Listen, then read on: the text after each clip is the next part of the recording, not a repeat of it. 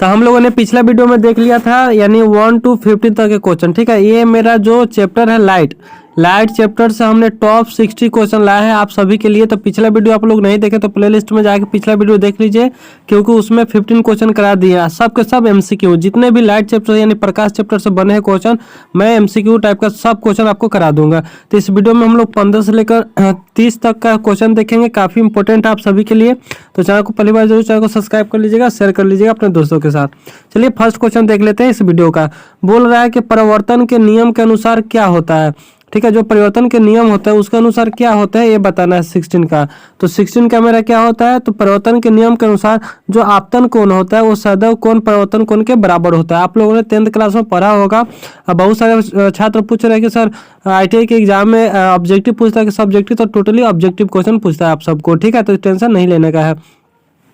तो परिवर्तन के नियम के अनुसार क्या होता है, तो आपतन कोण सदैव कोण परिवर्तन कोण के बराबर होता है, इसको आप याद रखिएगा। ठीक है, यानी 16 का ऑप्शन नंबर सी मेरा आंसर हो जाएगा।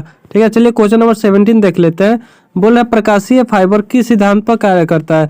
जो हमारा प्रकाशीय फाइबर होता है वो किस सिद्धांत पर कार्य करता है ये आपको बताना है।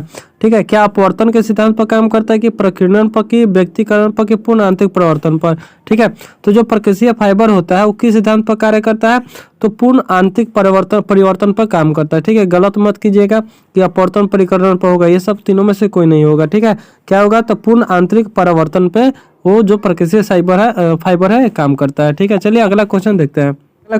अगला क्वेश्चन बोल रहा है कि ऑप्टिकल फाइबर का आविष्कार किसने किया था। काफी ज्यादा इंपॉर्टेंट क्वेश्चन है कि ऑप्टिकल फाइबर का आविष्कार किसने किया था।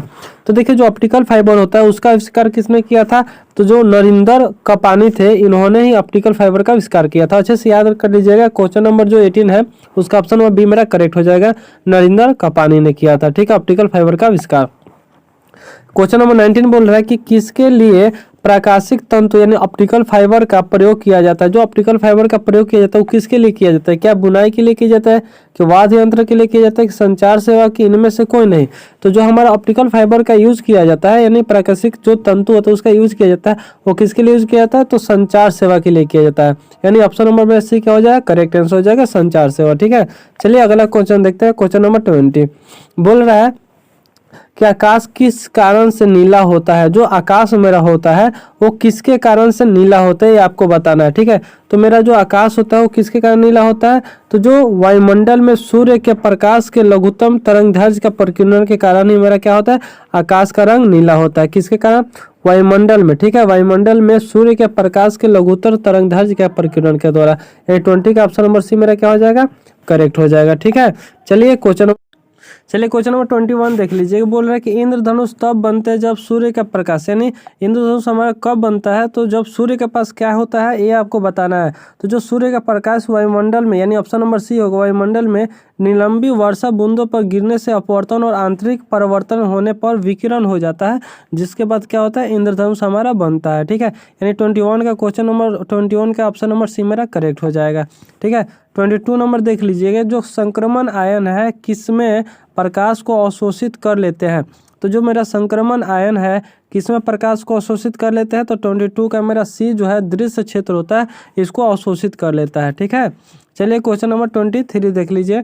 बोला है क्वेश्चन नंबर 23 कि पृथ्वी पर दूर के वस्तुओं को देखने के लिए किस यंत्र का प्रयोग किया जाता है। तो जो पृथ्वी पर दूर के वस्तुओं को देखने के लिए हम किस यंत्र का उपयोग करते हैं, तो जो पार्थिव दूरदर्शक होता है इसको ही हम लोग यंत्र में उपयोग करते हैं, पार्थिव दूरदर्शक को। ठीक है, चलिए 24 नंबर क्वेश्चन देख लीजिए। बोल रहा है कि सफेद प्रकाश को अलग अलग रंगों में विभक्त करने के लिए किसका प्रयोग किया जाता है।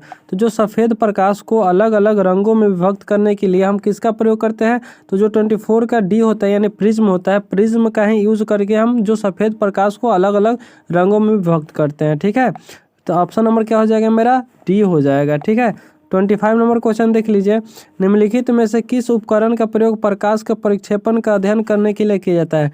तो ऐसा कौन सा यंत्र है, उपकरण है, उसका प्रयोग प्रकाश का प्रक्षेपण यानी डिस्पर्शन का अध्ययन करने के लिए करते हैं। तो 25 का क्या हो जाएगा मेरा, सी हो जाएगा, स्पेक्ट्रोमीटर का हम यूज करते हैं। ठीक है, चलिए क्वेश्चन नंबर 26 देख लेते हैं।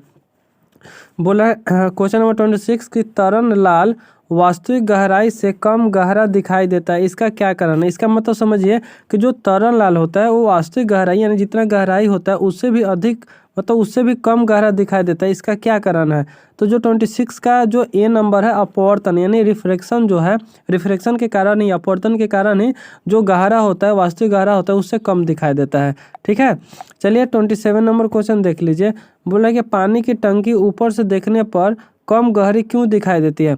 जब पानी की टंकी होती है ऊपर से आप जब भी देखिएगा, यानी ये मान लीजिए पानी की टंकी है, ऊपर से देखिए तो ये कम गहरा दिखाई देता है। क्यों कम गहरा दिखाई देता है?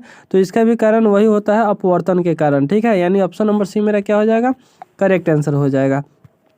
28 नंबर क्वेश्चन बोल रहा है कि निम्नलिखित विकल्पों में से कौन सा विकल्प ताप बजट की सही व्याख्या करता है? तो जो ताप बजट की सही व्याख्या करता है इनमें से कौन करता है?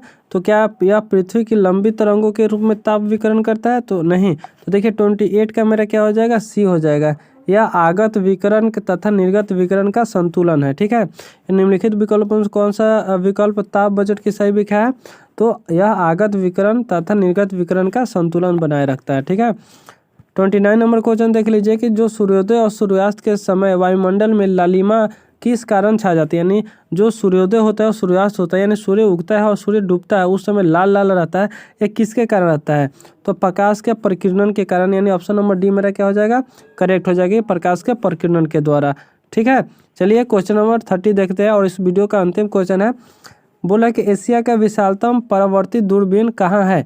एशिया का, पूरे एशिया का विशालतम परावर्तित दूरबीन कहाँ है ये आपको बताना है। तो जो 30 का क्वालूर है, ठीक है, क्वालूर है, यहीं पर एशिया की विशालतम परावर्तित दूरबीन है। ठीक है, इसके बाद वाला वीडियो में हम लोग 31 टू कितना करेंगे इसके आगे क्वेश्चन करेंगे। ठीक है, तो डिस्क्रिप्शन में लिंक दे देंगे पार्ट 1 और पार्ट 3 का, वहाँ से आप लोग जाकर देख सकते हैं। ठीक है, मिलते हैं अगले वीडियो में।